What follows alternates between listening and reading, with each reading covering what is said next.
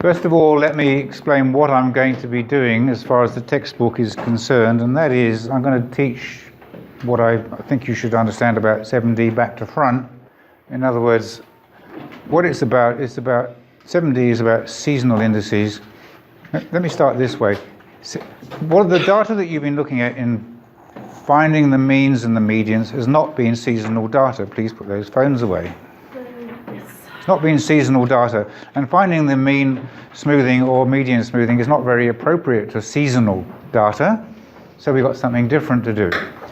And that involves creating things called seasonal indices and using them. Now, the textbook tells you how to use them, but doesn't tell you how to calculate them until the end. So I hope it makes sense if I show you how to calculate a seasonal index first, and then we'll go on to use them. We're going to use them for something called deseasonalizing and something called reseasonalizing, and this is what it says on the screen. First of all, we're going to calculate them, and then we're going to use them by deseasonalizing. And don't worry about these two words yet, they're not important yet. Now, there is some data. I'll tell you it's seasonal. What's the definition of seasonal, by the way? Less than or equal to 1 year or less. It's got to be 1 year or less, because you could have monthly, quarterly, even weekly, seasonal, or daily. They're all seasonal. This lot is proper seasons. It's spring, summer, autumn, and winter. Now, can you, by looking at those numbers on the board, can you actually see how the business is doing? This has always been the point of all of this. You've just got raw numbers of sales, but how is the business actually doing? This is maths applications. They're doing very well in winter and poorly in spring. Poorly in spring, yeah, well, poorly in spring, but No, they're doing alright. This is the best in winter. are sales getting better as the years go on? Yeah. Correct. Not too bad at all. So it looks like the sales are going up. It looks like your sales are down in spring, but then maybe it's because you're selling winter clothing and there's not a lot of interest in this. What are they selling? I don't know. Don't know. If it's winter clothing, then they're not going to sell much in spring because it's getting warm. So let's see if we can get more information by what we're going to be doing. That is the raw data graphed, just the raw data. So does that give you a better picture of how the sales are doing? Just the graph, does it help? Yes. Is there, if you were commenting on that in 7A, what would you say? What kind is Irregular. well, look, is it cyclical? We know it's cyclical. I told you it's cyclical. Is there an underlying trend up or down? Isn't the data generally going up? Yeah. So if you were commenting, anyway, look, we're not asked to comment on it, but you should automatically by now be thinking, what can we say about that data apart from the fact that it's cyclical? Now, the task that we're going to be trying to achieve here, we've got to calculate those numbers at the bottom of the screen. The raw data is repeated again at the top. These are the raw numbers. So where do these seasonal indices come from?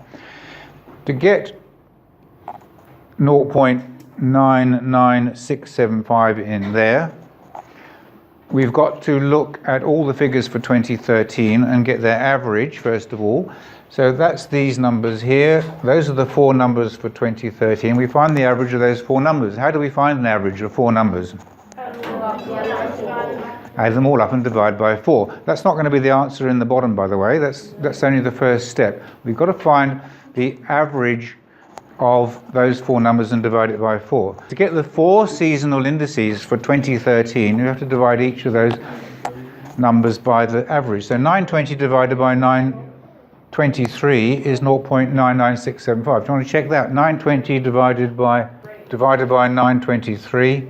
And the next one will be 1085 divided by 923, and so on. These are what we call the seasonal indices. This is used in the industry, in sales, if you want to do some detailed analysis of how your business is doing, and I hope some of you go into business on your own. The numbers are all above or below 1. They're all around 1 somewhere, and they'll always, seasonal indices are always going to be somewhere around 1. They're either going to be more than or less than. But the point is that if that's below 1, sales there are below average for that year. They're taking the seasonal component out of it, given the average for the year, those sales are below average for the year, if you average them all. These ones are above average, well below average. Not only that, you can actually use percentages here.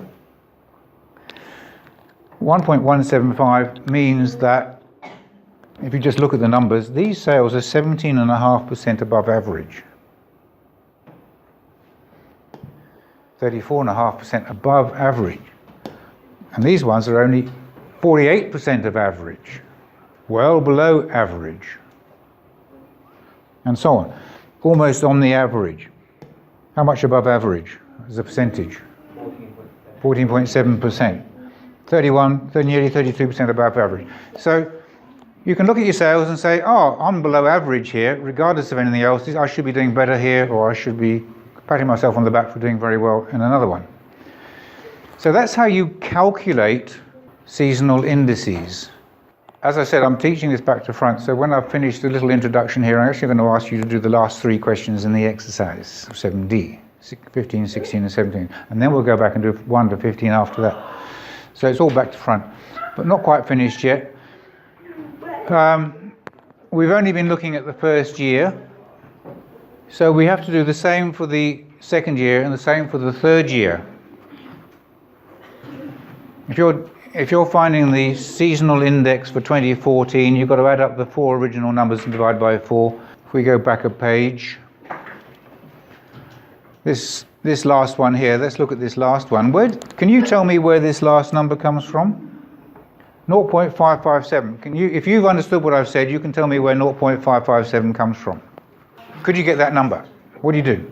You divide 659 by the average. What average? Yeah, 923. No, Just, that was only for 2013. You've got to do the same thing for 2014 and 2015. So you've got to find that average. And you've got to find that average. And this number here will then be 659 divided by your new average for 2015 to get that. So each year we'll need a new average to calculate the seasonal indices for that year.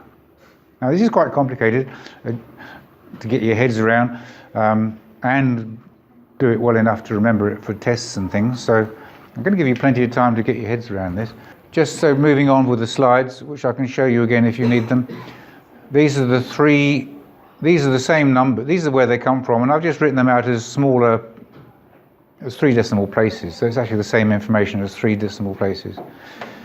So 17% above average, 55% of average, 22% of average, and so on. That's all that I want to talk about now, because that's quite enough for one session, I think. Questions 15 to 17. You're just calculating seasonal indices, and we'll see how you go with that. And then we'll go on, because it's a long lesson, we'll go on to the other stuff.